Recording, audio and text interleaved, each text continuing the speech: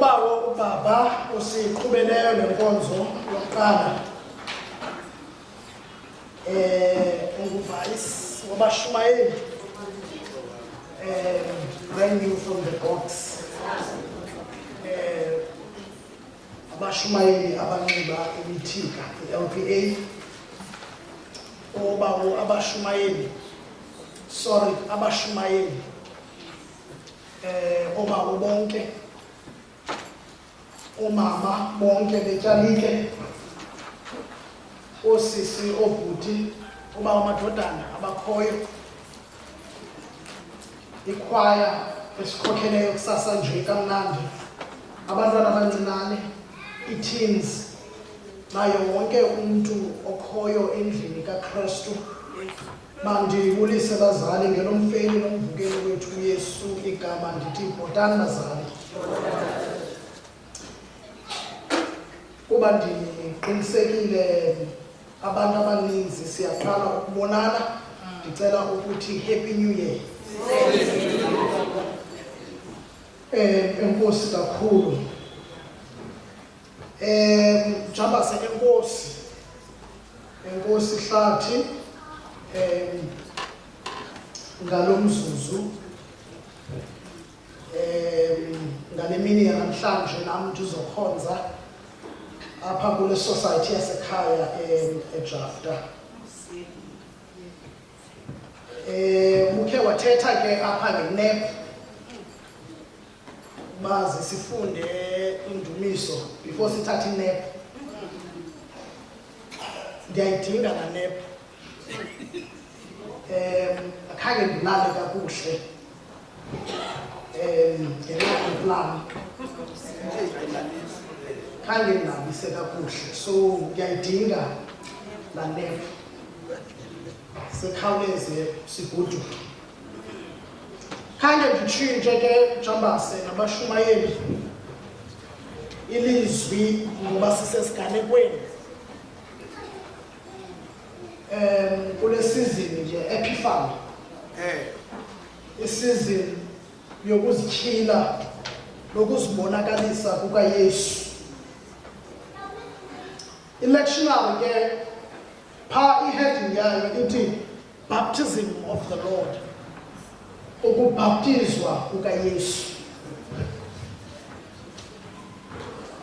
sifunde izifundo ezibini kwi-Isaiah chapter 43 from verse 1 to verse 7 safunda ivangeli engcwele ngokubhalwa nguLuka isahluko sesesithathu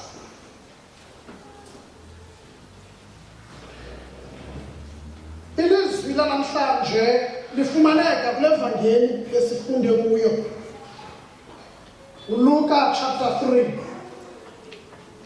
phantsi kwasasihloko ndaba sokubhaptizwa kukaYesu kukho lamazwi siwaziyo phaa kuverse 22 kweza nelizwi okanye kweza nezwi eliphuma ezulwini lisithi wena ungunyana wam oyintanda endikholisiweyo nguye wena ungunyana wam oyintanda endikholisiweyo nguwe sidibanisa no-Isaiah 43 kulaa vesi yesibini ethi ndikubizile ngegama lakho ungowam ndikubizile ngegama lakho ungowam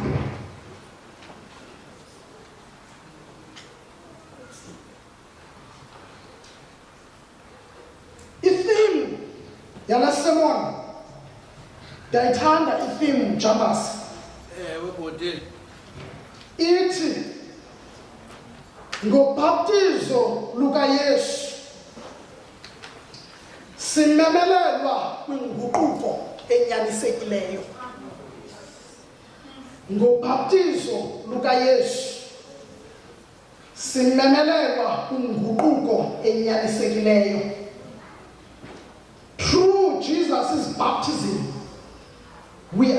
invited to true repentance.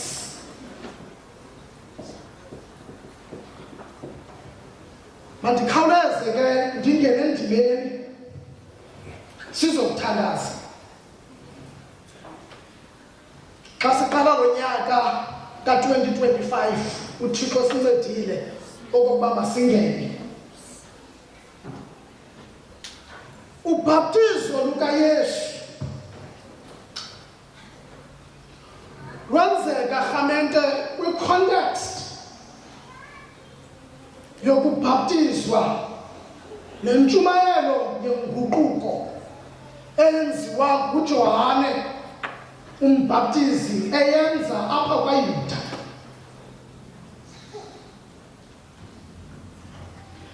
Ngobulumko uyasibalisela okokuba ekubeni bebhaptiziwe abantu bonke walandela uYesu naye wabhaptizwa. Nkosi.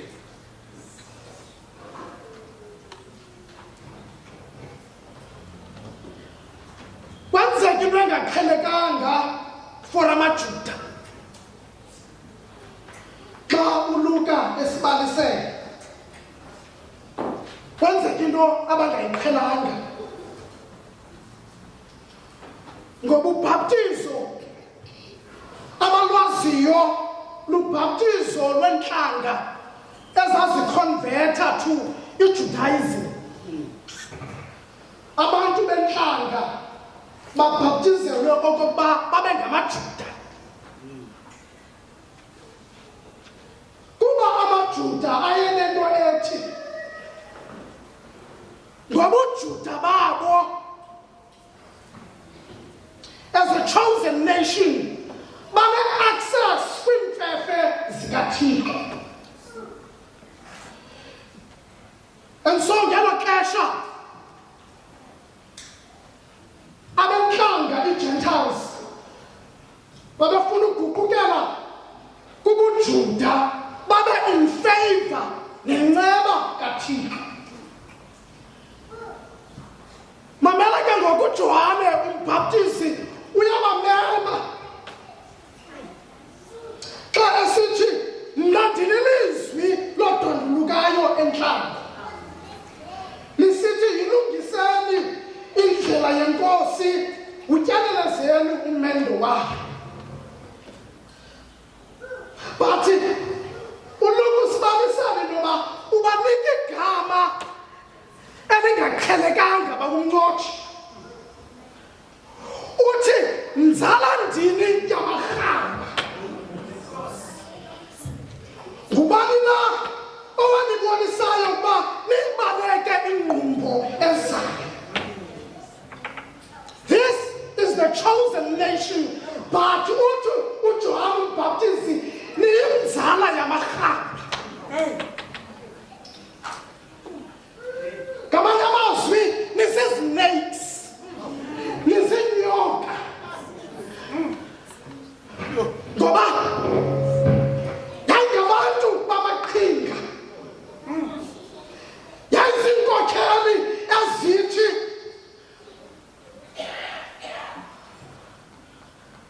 mamela le nto ndiyithethayo uyeke endiyenzayo. Oh wow. Izinkokheli ezinjalo i-hypocrites, abantu abakhomba indlela bangayihambi. And so they are given this name, nzala ndini yamarhaba. Xa ebamemela kubhaptizo into entsha abangayaziyo. Ngoba nditshilo okokuba kuba bengamaJuda bazithatha okokuba ifeyiva kaThixo ihlala iphezu kwabo. And okwesibini uthi uJohane esibalisela okanye uLuka xa esithi velisani ngoko iziqhamo eziyifaneleyo inguquko. Uthi ningathi kuni sinobawo uAbraham, ngoba nantso ingxaki yesibini babenayo, bayimbewu kaAbraham.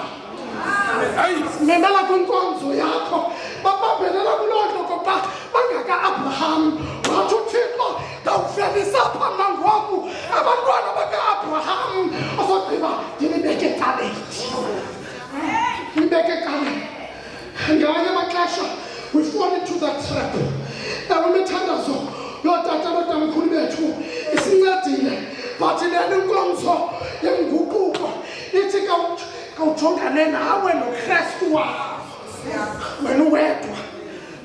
Uyeke ukuthi siyimbewu kaAbraham. Uyeke ukuthi siyimbewu kaAbraham. And so ba confused ilo privilege yokuba bangabantwana bakaAbraham. And okwesibili okwenye kwesithathu abamazi okanye mandibeka hlobo banamava oThixo ohlangulayo. uThixo wabakhupha esandleni esithempi uFaro wathuma uMoses. That was the first Exodus. The second Exodus yila abakhupha phansi kokumkani uNebukadnezar eBhabhiloni.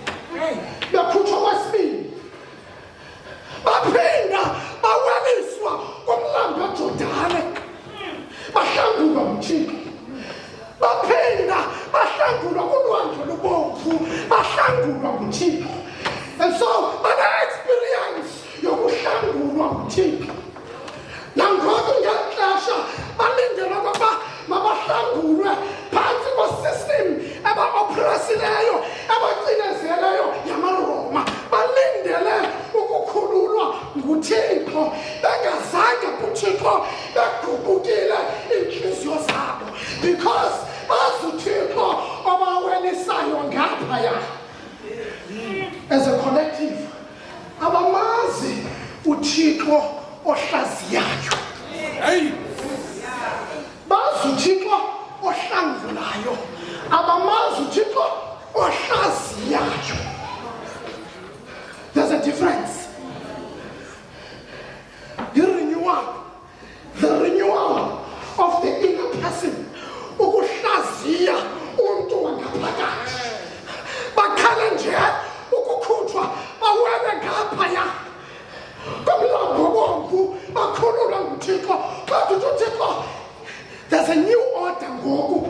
Funeka umuntu ngamnye aze azibhenge ajonge kwala zenhliziyo yakhe avune ukuba ungumoni unetyala phambi kobuso bukaThixo. Ngasithele ngomnye umntu nantso into abaphethayo ipersonal ngoku le nto.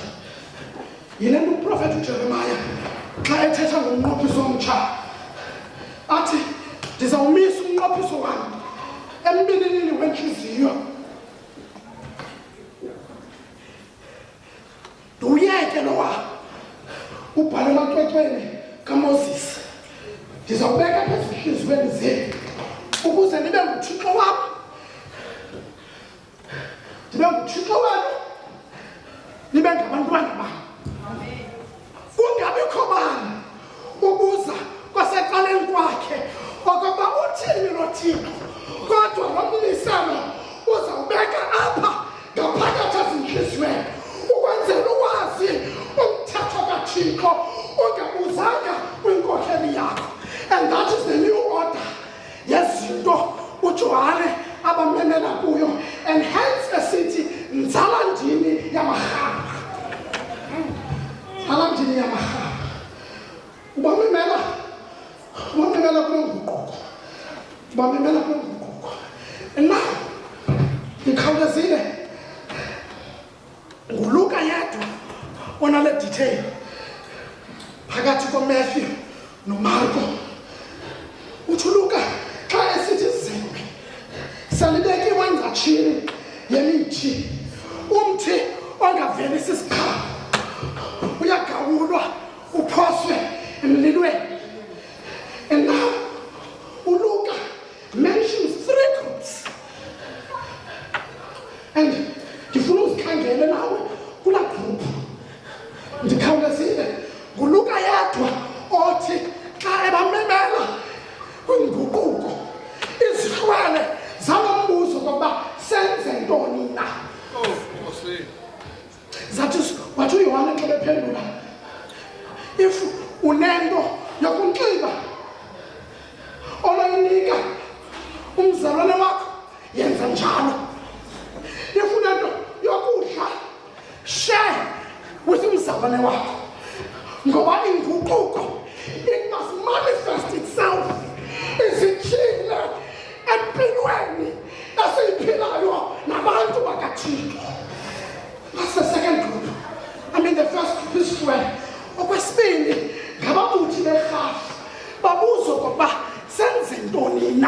wathi uJohane yitshajeni itax kodwa ningayichaji ngaphaya komlinganiselo ngoba the tax collectors ababuthi berhafu were corrupt to the core ngoba babechaja abantu more than bafuneka bebachajile baba-exploita imali ye-tax.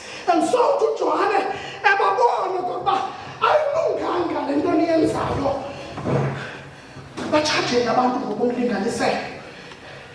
And igroup yesithathu ngamasoldati amajoni ayephansi kwe-Roman system ejonge kodwa uHerode.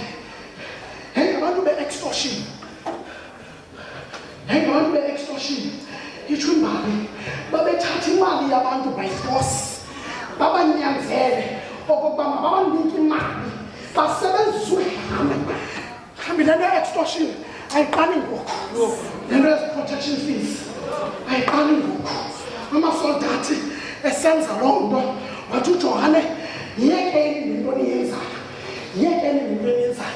And so abafarisi namasoldati okubalulekileyo into yoba baziinkokheli. They have the power and the authority. And ithi le nto uthi uLuka njengomvangeli one-appeal njengase e-universal uthi jonga igunya lakho ulisebenzisa njani na kulaa ndawo uphangela kuyo. Into yenguquko ayipheli lapha ecaweni, but even in your profession awuabhyuzi bantu na ngenxa yegunya nabo na. Mhlawumbi we have the power yamajoni, we have the power and the authority emsebenzini wakho, but igama xa usenzana uvelisa iziqhamona zenguquko. Utsho uLuka.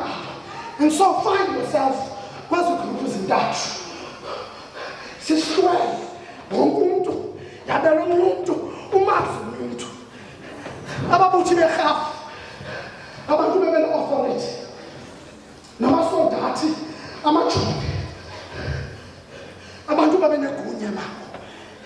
And so utsho uLuka kwigunya nabo ekuhlaleni nasecaweni exercise igunya lakho ngendlela efanelekileyo. Exercise igunya lakho ngendlela efanelekileyo. Once umane usikhumbuza okokuba ngabana nguwe legunya ndim uvice ikhona ingxaki because siyayazi ukuba unguvice wawunyuka sithi uthandiza abantu usixelela usikhumbuza ngento siyaziyo sasikunyulile ngomnwe kaThixo. Exercise your authority kakuhle. Exercise your authority kakuhle. Exercise your authority kakuhle. Uvelisa iziqhamo ezibonakalisa inguquko. Utsho uLuka usama ndikhawuleze Jambasi sizoya kulaa nepo. uMatthew bashumayela nale detail embuzayo uYesu xa ezobhaptizeshwa. uMatthew uyabuza into yoba njani kaloku uYohane uMbhaptizi ndibhaptize wena bokumele kaloku nguwe obhaptizayo. Ngoba uYesu akanasono, uYesu akanatyala. But uthi uMatthew xa ebuza lo mbuzo athi uYesu vuma kaloku nje usifanele ukwenza njalo ukuzaliseka bonke ubulungisa. Uzaliseka bonke ubulungisa masiyeke laa ndawo, masiyeke xa sisakuya ngayo xa sibheka phambili. But uLuka uJambasi into endiyithandayo kulo chapter 3 xa ethatha ngobhaptizo lukaYesu, ndithe ubhaptizo lukaYesu simemelelwa kwinguquko enyanisekileyo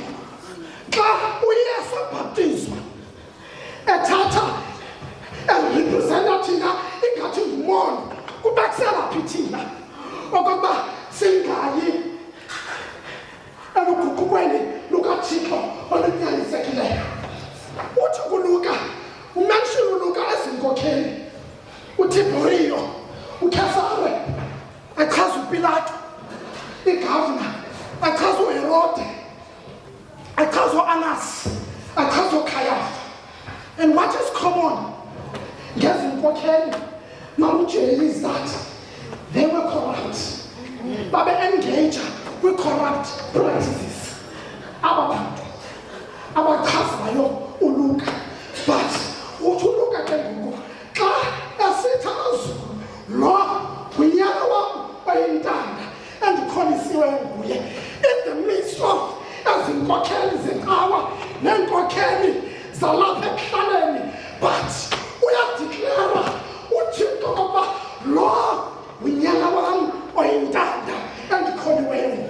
Kamayama me, Itilando, in the midst of the corruption. Ititina, and Mary Noma, we are identified. Nabandova corrupt, Nankokeli, Zokama, Nankokeli, Sasengonsway.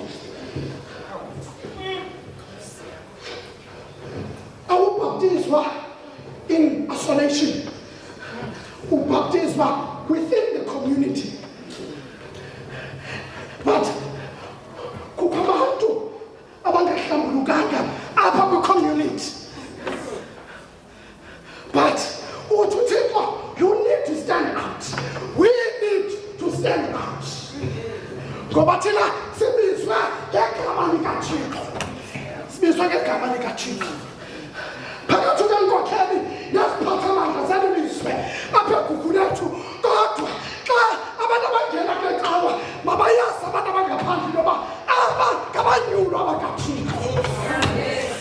Ngabanyulo abakaThixo. Inkokheli zokuhlala zikhona zisiphethe kodwa thina siyazi okokuba we have been declared okokuba singonyana neentombi zikaThixo. We are the sons and the daughters of the King. Umongameli uThixo. And so indlela okwenza yethu uthukuluka, it must be different. Ngoba sinapha ekuhlaleni,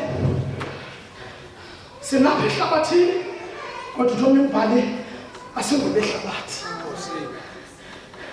Ngamanye amazwi, singalandeli indlela ihlabathi elenza ngayo.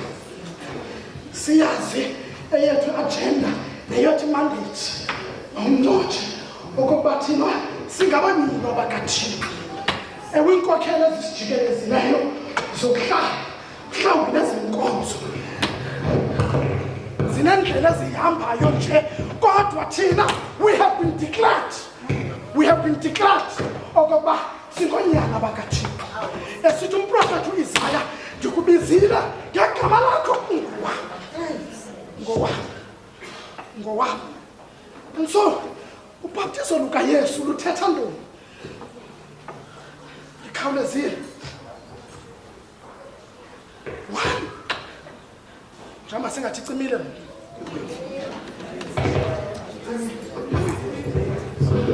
One, we get to be connected with Jesus.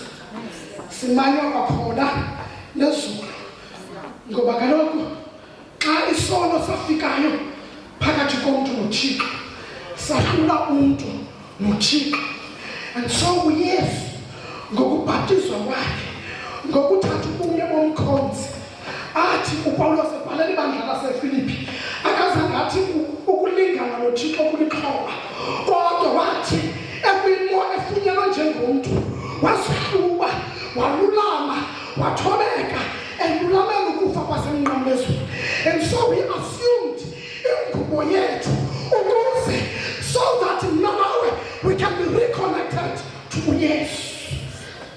Can be reconnected to uYesu. And okwesibili, uYesu uvuma ukubhaptizwa engembuyo umoya.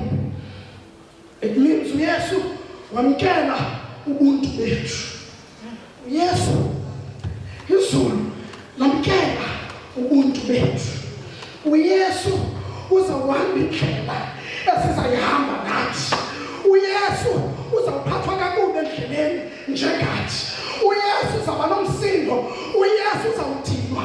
uYesu uzawunxanwa njengathi kuba sizamnxanwa, sidinwe, siphatheke kakubi nakuloo 2025. But we can identify with Christ uyesu othathe ubume bethu, ubume bomuntu. And so ukulandelayo, he becomes our representative. Usimele uyesu, usimele uyesu. Ngoba uThixo uzawuthi xa sijonga asijonge through iliso likaYesu.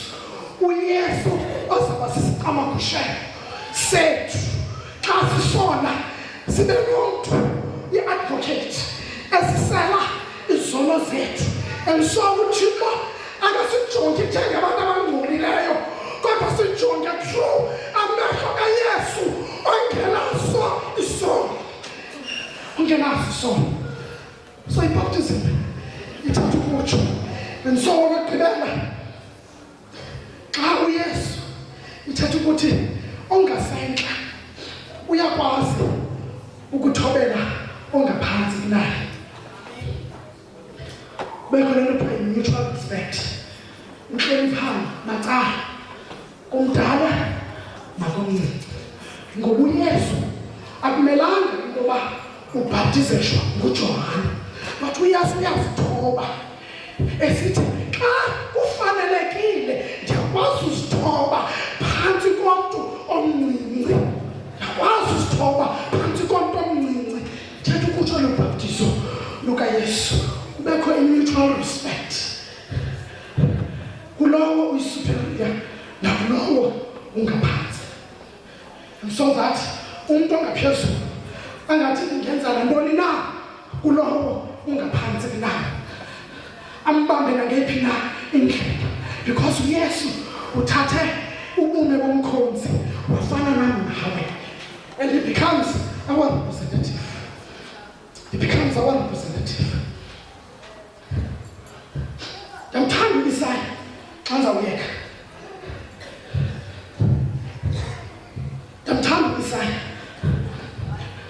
Ndithe le nto i-personal, ayinanto yoba ungumwisile okanye ungwakwabani, but xa singena ku-2025 uthi uThixo masizame uvuthulule, masizame ukukela ikhabhathi zentliziyo zethu, ngoba kukho indlela ekufuneka siyihambile. Masijonge inhliziyo zethu. Uthi ke uIsaya, wena ndikubiza ngegama lam, ungowami. Akathi maSirayeli uthi wena ndikubiza ngegama sakhe, ndikubiza ngegama Thixo wami. noxolo ndikubiza ngegama lakho, mphuthumi ndikubiza ngegama lakho, veliswa ndikubiza ngegama lakho, andiswa ndikubiza ngegama lakho, nomuntu ndikubiza ngegama lakho. Ungowami wena, ungowami wena. Uthi uThixo ukubiza ngegama lakho mamusamdaka akaquke uthi wena ndiyakwazi ndikubiza ngegama lakho, ndiyakwazi ndikubiza ngegama lakho. Uthi ke uIsaya, because majafta amahle kukho indlela ka-2025 efuneka ihanjiwe. Uthi naxa ningena emililweni asoze nirhawuke, ngoba mna ndiyamazi ndingumsindisi wenu. Nawuphuma emlilweni ningarhawukanga.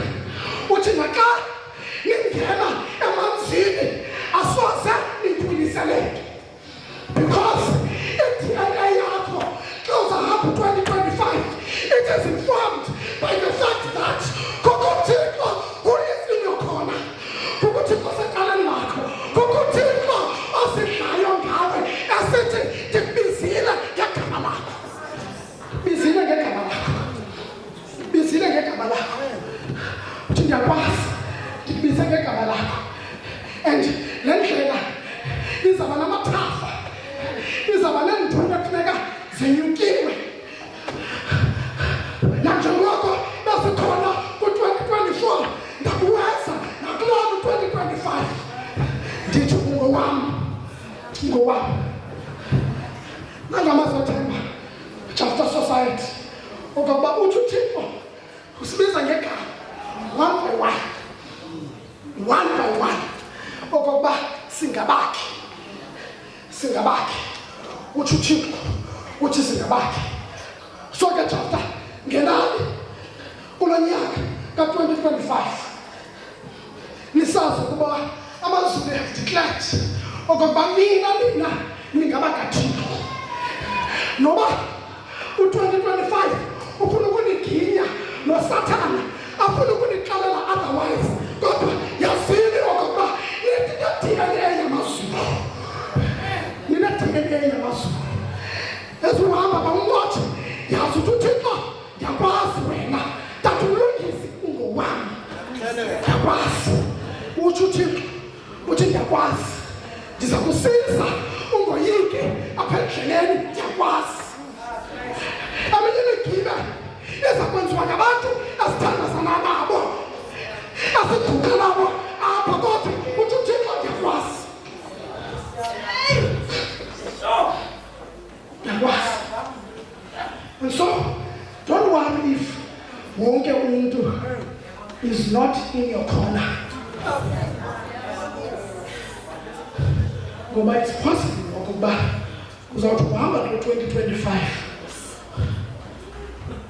uhambe uzibone ngathi ulilodwa uhamba wedwa. When you feel abantu are not in your corner, akubalulekanga. Okubalulekileyo, who is in your corner? uThixo osekoleni yakho. Ungafuni i-approval ne-affirmation ebantwini. Yazi ukuba kukho uThixo okubize ngegama lakho wathi zakhe Jabase hlathi ungowami. Nkosi yami. Sufuna le ndlela yakho ukuze bengathi indlela babona abantu ukucimba bazisihlobo zakho. For whatever reason, xa befuna ungahambi nawe kulungile awuzobathini, kodwa qiniseka uba kukho uThixo ohamba nawe. uThixo ohamba nawe nakulo 2025. uThixo ohamba nawe. uThixo ohamba nawe. uThixo uyasibanga. uThixo uyasibanga. Bamnqotshe. uThixo uyasibanga. Yayazi ke mana ndiyobanga. Yayazi le nto yobanga mna. Ndingumzukulwana mna worhate yomthimkhulu ondlebile zombili. Uthi uThixo ungowami. Bizile ngegama lakho. And so ndingumzukulwana wokuqala kwisicelo Witness Mahluzi. Isinyanya sibizwa ngegama bawuJeremiah. Isinyanya sithi sicelo. Xa bethatha amakhatini bathi sicelo mfondini. Athi sicelo unoMahlubi akasoze abe nomntana nje khona. Athi sicelo akasoze unoMahlubi abe nomntwana nje khona. Ndibuyise mfowam, ndibuyise mkhulu. Ndikubizile ngegama lakho ungowami. Athi unoMahlubi Jabase xa ethatha esitshomini zakhe athi uyavuya utata ulusanda ngowami. Ngoba ndim itransport elabangela into yoba makafike komhlaba. Uthi unoMahlubi ngapha ulusanda ngowami, but akazotsho apha kurhateke.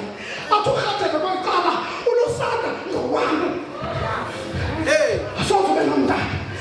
That is the love of God. That is the love of God. uThixo usiklema macala onke okokuba ndibizile ngegama lakho ungowami. Ungowami.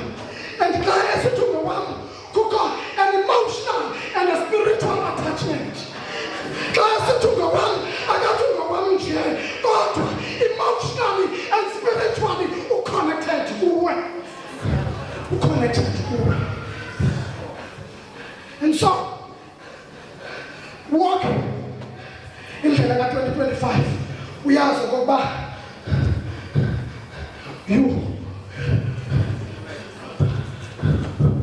uyathandwa nguThixo. Uyathandwa nguThixo. uThixo uyakwazi. Ukwazi ngegama lakho. Uyakwazi uThixo. Jambase hayi mani.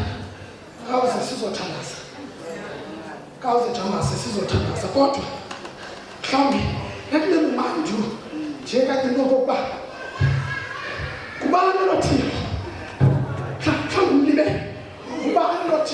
Who is behind the corner? He's got your back. Rochiko. Noma uzawutibana nemiwewe zafuna ukuwisa kodwa ukhona Rochiko. Ungayinyama uJehova nisi yona our refuge. Uthixo lilanga lethu okhanyayo phezu kwethu. Sithi xa siphelelwa ngamandla abe ngamandla kuthi. Sithi xa sifuna umthunzi abe ngumthunzi. Sithi xa silambile abe kukudla kuthi. Xa sinkaniwe abe ngamanzi kuthi. uJehova nisi. uJehova Jireh Rama. Nkosi yami, a God who provides. Uthixo abangeni noba singasweli. We go on and on. Ebomini ngathi siswela kodwa uThixo comes through.